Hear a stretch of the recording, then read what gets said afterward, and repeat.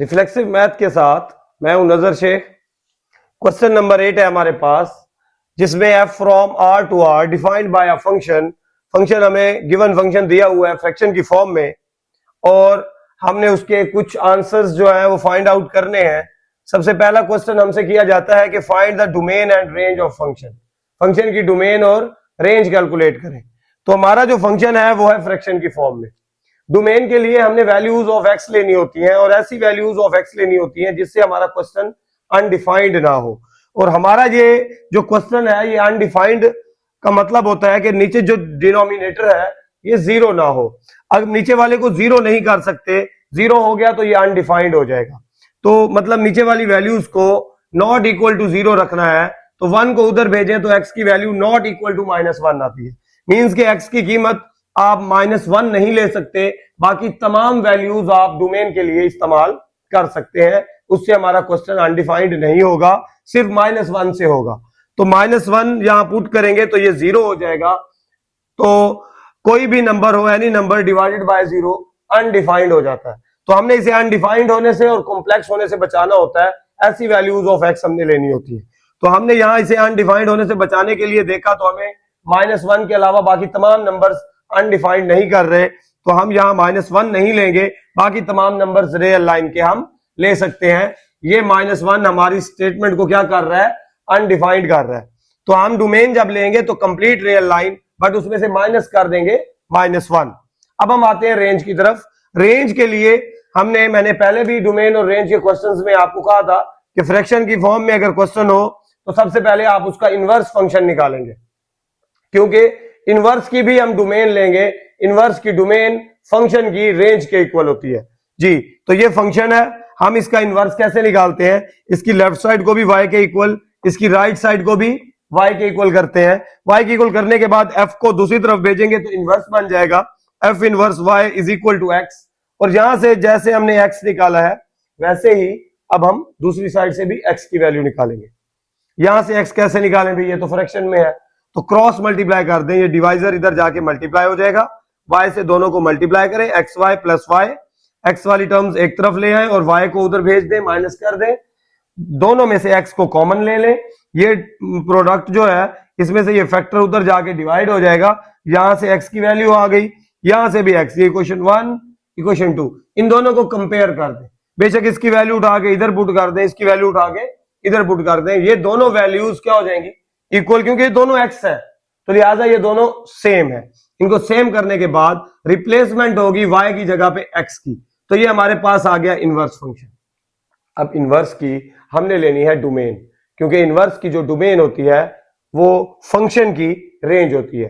तो inverse function आ चुका है। इनवर्स फंक्शन की डोमेन वैसे ही देखेंगे जैसे इसकी देखी थी, इनवर्स की भी डोमेन ही देखेंगे, क्योंकि इनवर्स की डोमेन फंक्शन की रेंज होती है। तो इसकी डोमेन कैसे देखी जाएगी, डोमेन के लिए हमने अभी क्या किया था कि फ्रैक्शन वाले क्वेश्चन में जो डिवाइजर है वो जीरो नहीं होना चाहिए। जीरो होने से कोई भी फ्रैक्शन के नीचे जीरो आता है तो फंक्शन अनडिफाइंड हो जाता है।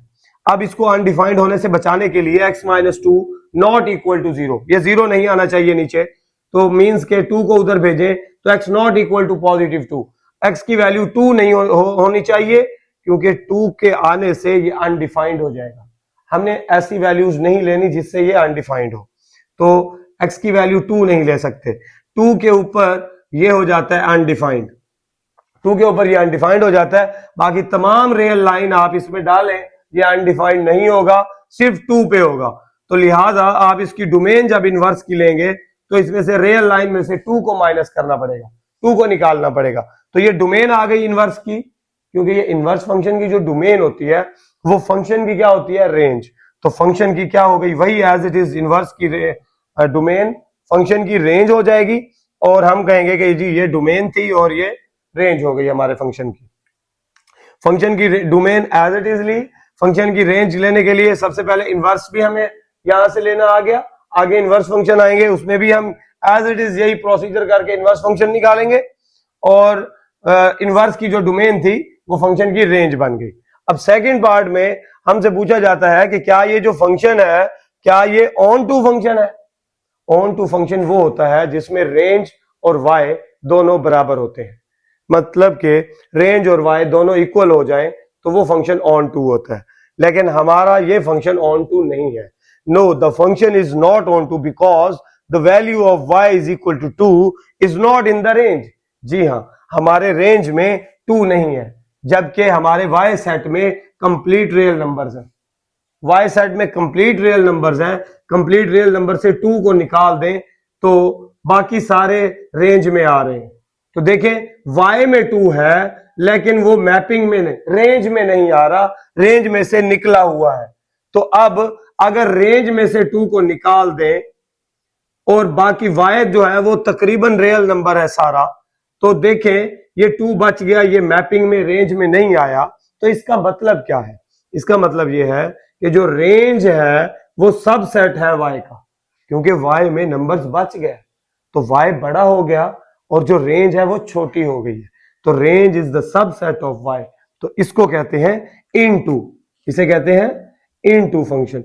और अगर यहां पे होती range of function equal to y होती तो फिर हम कहते कि ये जो फंक्शन है ये है ऑन टू, ये ऑन टू फंक्शन है।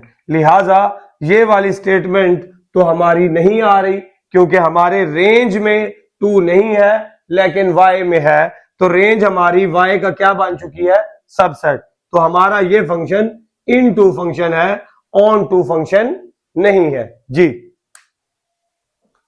थर्ड कंडीशन सेटिस्फाई करने के लिए कि फंक्शन हमारा 1 1 है या नहीं है, एक कंडीशन इस्तेमाल की जाती है, F of A is equal to F of B लेंगे। अगर रिजल्ट में A is equal to B आ गया देन फंक्शन इज 1 1। वैसे ही हमारा फंक्शन 1 1 है। वो कैसे? क्योंकि जो लास्ट पार्ट में हमने डायग्राम बनाई थी उस डायग्राम में आपने देखा था एक इनपुट देने से हमें एक ही आउटपुट मिल रही थी, तो इसलिए हमारा जो फंक्शन है वो क्या है? 1 1 फंक्शन ही है। लेकिन प्रूव करना है हमने, तो प्रूफ के लिए हम इस कंडीशन का जो है वो सहारा लेंगे, F of A is equal to F of B लेके प्रूफ करेंगे A is equal to B जी। तो स्टार्ट करते हैं। उसी फंक्शन को एफ ऑफ ए में भी ले लिया, एफ ऑफ बी में भी, आप इन्हें इक्वल कर ले। मीन्स के 2a minus 3 over a plus 1 is equal to 2b minus 3 over b plus 1। Cross multiply कर ले, 2a minus 3 multiply b plus 1, 2b minus 3 multiply a plus 1। Multiply करें 2ab plus 2a minus 3b minus 3, 2ab plus 2b minus 3a minus 3। पहले 2b को a से और 1 से multiply किया है, फिर 3 को जो है वो दोनों से मल्टीप्लाई किया है। तो 2ab से 2ab क्या हो जाएगा? कैंसल। हमारे पास आता है माइनस 3 से माइनस 3 क्या हो जाएगा? कैंसल। हमारे पास बचते, क्योंकि माइनस 3 उधर जाके प्लस 3 होगा और ये कैंसिल हो जाएगा, तो मैंने यहीं पे कैंसिल आउट कर दिया उन्हें। 2a, a वाली टर्म्स को इधर ले आए, माइनस 3a इधर आएगा, 3a हो जाएगा और माइनस का 3b उधर 2b की तरफ शिफ्ट कर दे तो ये 5a is equal to 5b, 5 उधर जाके डिवाइड होगा, a is equal to b। अगर इस तरह ये कंडीशन सेटिस्फाई हो जाती है तो फंक्शन क्या होता है? 1 1। F of a is equal to F of b लेने से अगर a is equal to b आ जाए then function is 1 1।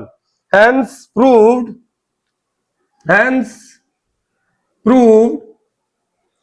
f of x is 1 1। f of x जो है वो 1 1 फंक्शन है।